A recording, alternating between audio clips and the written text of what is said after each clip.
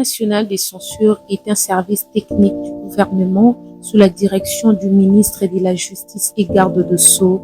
Elle est créée par décret numéro 0003 du 21 février 1996 pour pallier au dérapage récurrent des artistes et musiciens et ou comédiens dans les chansons et spectacles à diffuser ou à présenter au public. Comme service moralisateur, la censure a pour mission la sauvegarde de l'ordre public et des bonnes mœurs dans les chansons et spectacles produits en public ou à l'intention du public en République démocratique du Congo, selon l'article 2 du décret numéro 0003 du 21 février 1996, créant la dite commission. Comparativement à l'Office congolais des contrôles qui protège la santé physique des Congolais, la commission, quant à elle, protège la santé morale et mentale des Congolais par un travail a priori exercé dans les contenus des œuvres à produire par les artistes à l'intention. Notons que la Commission nationale des censures des chansons et spectacles n'est pas un service créé dans le contexte de la dictature, mais plutôt un service visant à sécuriser la population.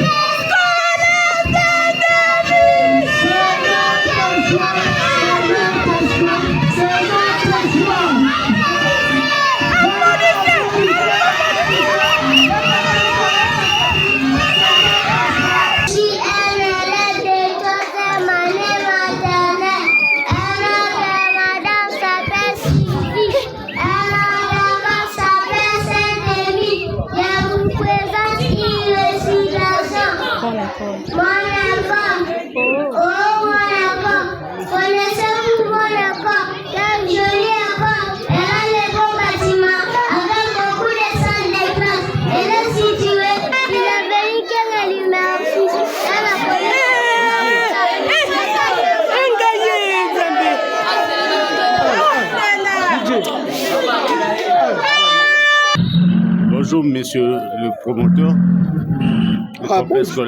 Bonjour, monsieur le journaliste. Aujourd'hui, 5 ans, jour au jour. Oui, jour au jour, 5 ans. Dieu était avec nous. Nous avons commencé en 2020. Aujourd'hui, nous totalisons 5 ans. Donc, jour sur jour, nous avons totalisé 5 ans avec la grâce de Dieu. Quelles sont les difficultés que vous avez rencontrées pendant 5 ans? Oui, pendant 5 ans, il y a eu beaucoup de difficultés. Vous savez, nous sommes dans notre pays, il y a des difficultés financières. Ces difficultés, nous les avons quand même surmontées pour que nous puissions arriver là où nous sommes. Parce que, vous savez, nous sommes dans un milieu où les gens sont entrés, mais il n'y a pas beaucoup de gens qui ont des moyens. Mais le petit minerval que nous avons fixé, ça a permis quand même aux parents de nous faire confiance. Et voilà, maintenant, aujourd'hui, nous avons plus de 200 élèves. Donc, c'est une grande fierté pour nous. Nous avons participé avec des récitations des enfants de première maternelle. Quelles sont vos impressions Oui, je suis satisfait. Je suis satisfait parce que mes enseignants enseignent bien. Vous avez vu comment les enfants ont bien récité. Ils ont tellement bien récité que je suis fier d'eux. Vraiment, il n'y a pas eu de ratés. Ils ont bien récité. Vraiment, c'est une bonne chose. Même la plupart des parents qui sont là sont très contents du travail que nous sommes en train de présenter ici à Saint-Émile. Un mot au gouvernement. Pardon? Un mot au gouvernement. Oui, nous demandons au gouvernement, aux autorités politiques, surtout au niveau de l'enseignement, de nous aider, de jeter aussi un coup d'œil dans des écoles qui sont dans la périphérie, parce que nous voyons plusieurs dons seulement à Gombe, plusieurs dons à Limete, plusieurs dons à Kassavou-Boubandal, qui viennent aussi ici dans la commune de Mungafula. Il y a des écoles qui demandent aussi l'appui du gouvernement, parce que nous avons donné du travail aux Congolais qui travaillent chez moi. J'ai plus de 12 enseignants. C'est beaucoup, c'est déjà beaucoup. C'est une petite et moyenne entreprise. Vraiment, merci beaucoup. Merci.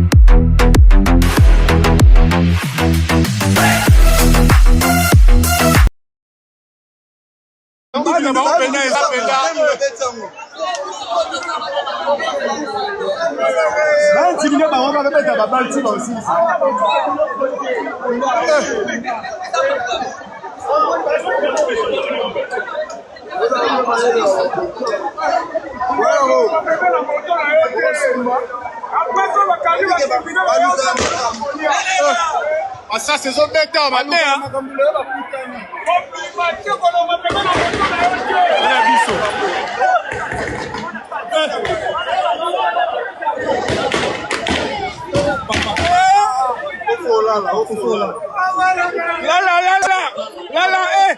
Maman est là, Babimi.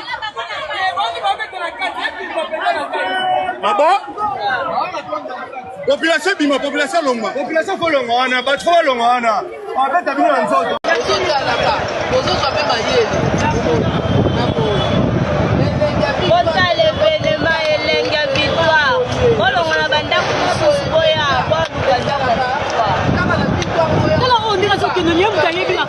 La population boye basuki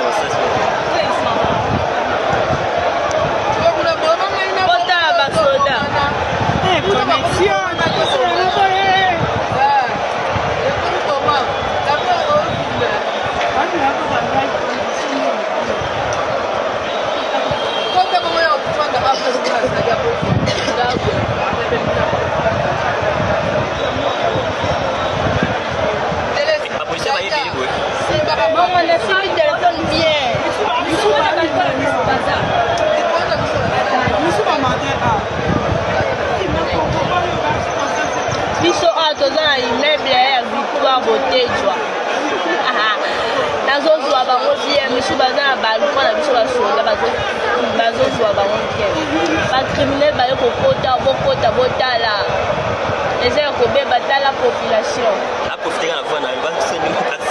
tala population bazoba bacriminel wana bayoyiba na victoire epe la population boye tokotumba bango ma ya moto lelo kokota eza ya kobeba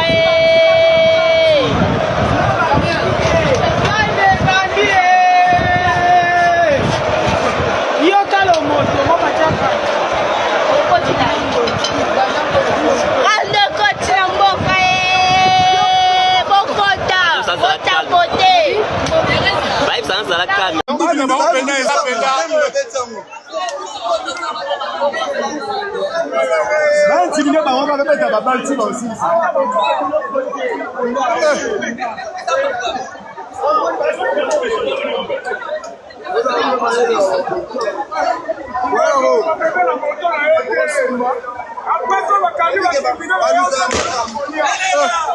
Ça c'est son bêta matin.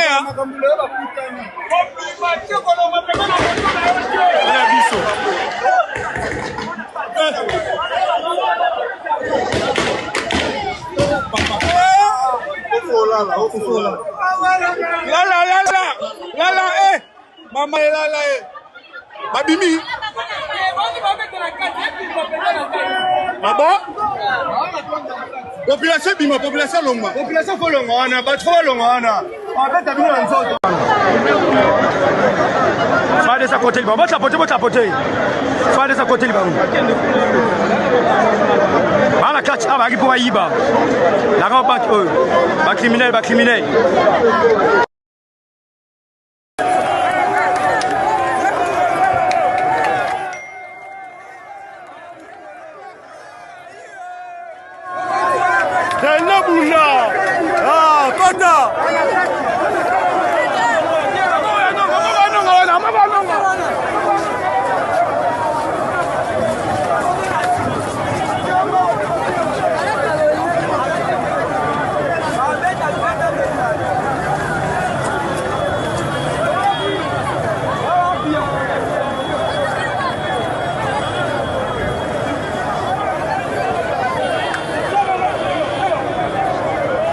Bala kati tange ba kengela ngo.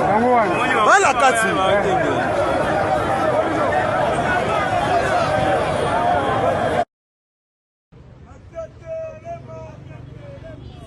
Les Quinoises, les Quinois, mbote na bino bisika bozali. Komisa information oyo na mutu oyo nanu ayebite. Nini sengeli kokanga na arrêté ya sika ya gouverneur pour na makamba transport en commun. Ya liboso boy ba que trajet le plus cher eza 9000 francs. Eza kobanda na marché de la liberté ti na Mongata. Le trajet le moins cher est à 500 francs et talindeti de rond-point Willery ti na bon marché ou bien Upen ti Nzozi ou Wando, Lemba terminus ti Yolo Kapela ou Kingasa Nyasuka, de Pont Matete ti Ndolo Libongo. Boy bapeke de rond-point Ngaba ti Unikin ou bien Matete ou bien Yolo Ezo ezakaka na 500 francs. Kolongwa na marché central oto benizano ti na Makala Ngunza Selimba au sénatorium Kitambo cimetière Yolo Ezo rond-point Ngaba okofuta 1000 francs. 1000 francs wana pe eza kaka de marché central ti Njili Sainte-Thérèse Massina Peto Congo Delvaux aux zones barrées topé na campus na intendance. Na valeur il y a 1500 francs okoki kolongwa rond-point Victoire Pont Matete Massina Petro Congo Lemba terminus ti na fonction publique. Pona kokoma na IEC okofuta 1000 francs soki outi na marché ya Matete na Lemba terminus na Pont Matete na Massina Petro Congo topé na Yolo Ezo. Zando ti Matadi Kibala eza na valeur ya 2000 francs. Okende aéroport international ya Njili kouta na rond-point Victoire okofuta 2500 francs. Okende pe Upen depuis rond-point Victoire kaka na 2500 francs. Soki pe oza na marché de la liberté ozokende ti na Menkao 2500 francs kaka. Voilà pour vous éléments où il fallait te retenir. Soki oyoki trajet na yote tiki la biso na commentaire toko répondre yo. C'était Priska Lokale, journaliste et blogueuse. Merci. Dollar Ekiti, bravo. Bravo, bravo. Mais kolekate na lingi na choqué yo. Pona batu nyonso bazobeta maboko ke Dollar Ekiti. Na lingi to ça la calcul simple. Je vous assure, Dollar Ekiti en réalité ezali RAM version améliorée. Eza no kaka RAM. Eza no kaka My Gold. Ezali o babengaka intelligence artificielle. Toke na calcul mukie kozapete. koleka vidéo te to calculer nan to tala ndenge bazo yiba biso tozwa exemple ya carburant essence ezalaki na station 2990 donc 2990 tangu dollar tozalaki kosomba yango na 29 soki tozwi 2990 ou 2990 divisé par 2900, 1 litre en dollars ezalaki 1,03.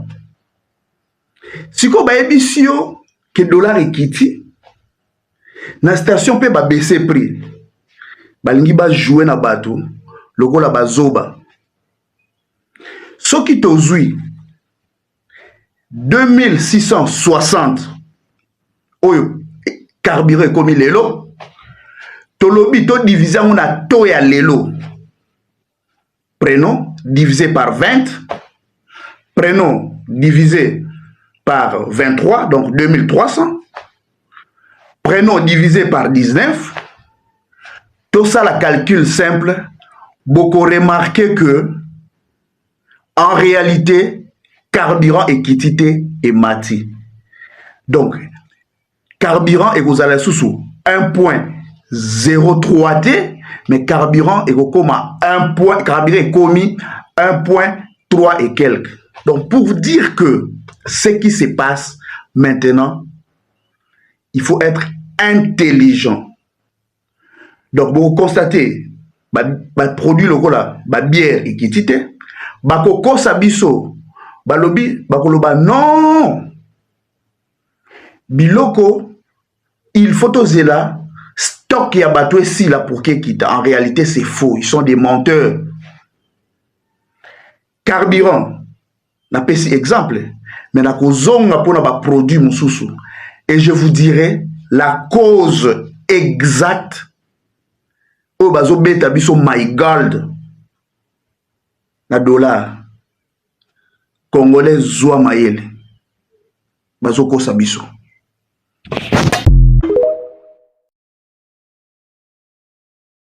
Have called on all sides to oh my goodness, that was okay. Sorry everyone, a rat just ran across the desk. Let's continue. Authorities say the extension is the